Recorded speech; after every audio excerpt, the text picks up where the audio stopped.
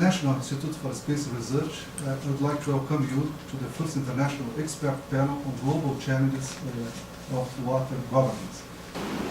Water governance is today a very important theme, considering the need for relating water demand and water availability, water quality and water quantity.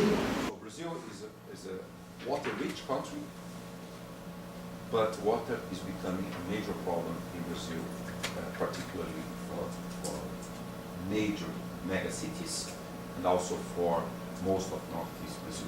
So we have really to pay attention to climate change affecting water. Então, de qualidade da água, de governança da água é uma coisa importante, principalmente no caso do Estado de São Paulo.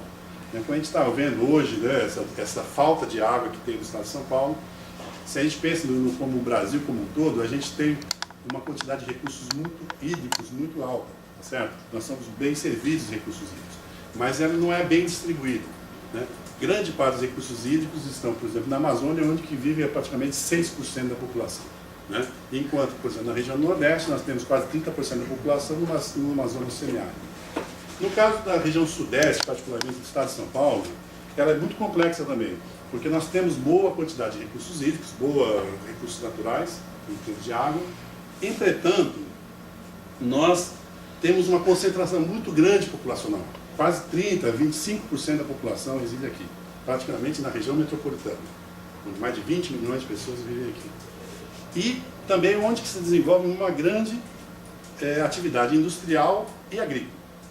Então, na verdade, apesar de nós termos uma boa quantidade de recursos hídricos, nós temos consumo. The agricultural use, this 70% use, you see how much,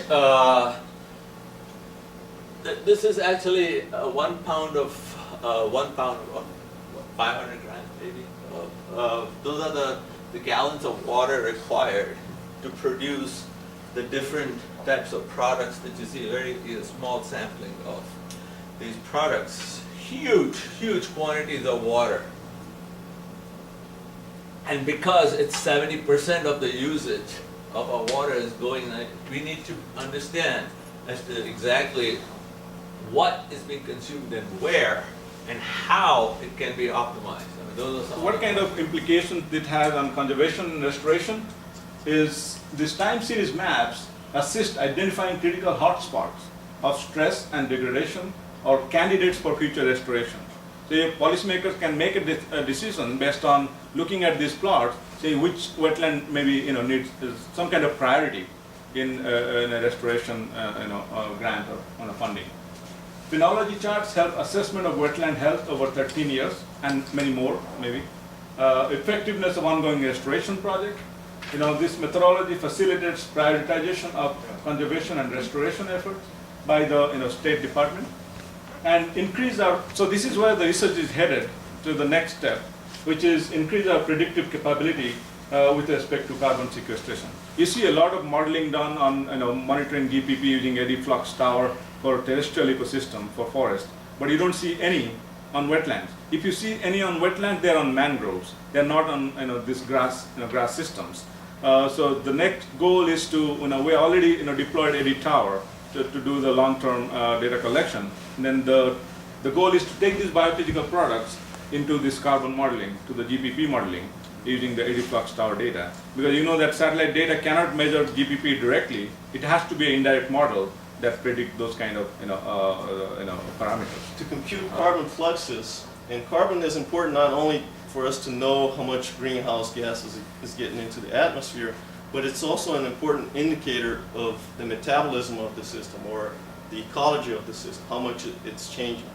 So basically, there's all these different fluxes in the system, but the main ones that I would like to call attention to is the productivity of macrophytes, aquatic plants, and as outfluxes, the carbon dioxide outgas. Those are the two major players. And if we have the hydrological fluxes with concentrations of these guys, then we can compute these fluxes.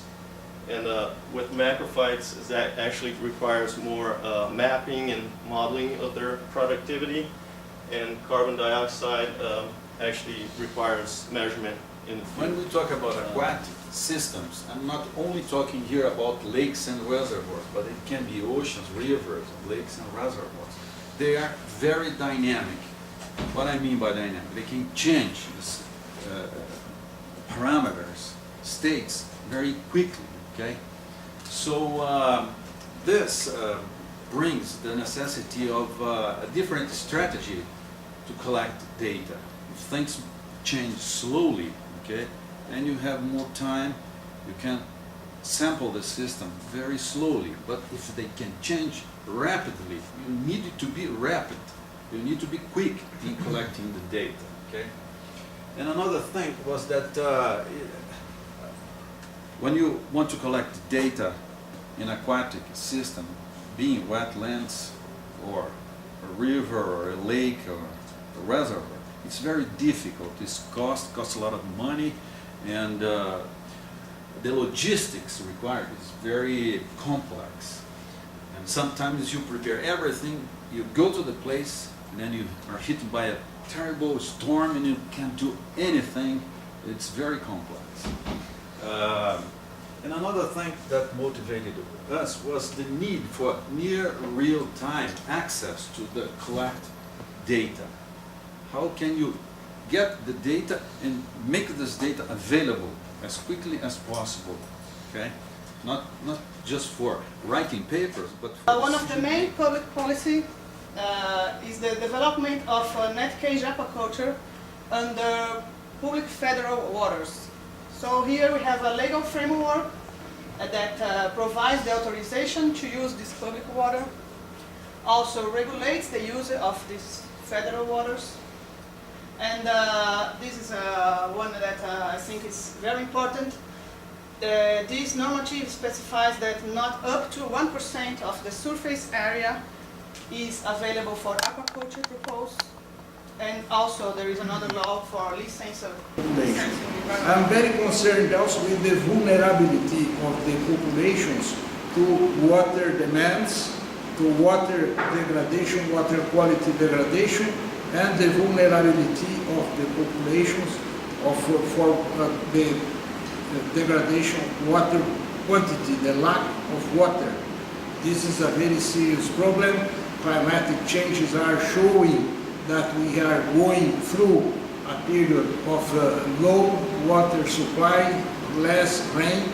Therefore, even more important than any other issue in the present is to have capacity to predict changes in the future and then to adapt to this water scarcity in order to decrease the vulnerability of the population.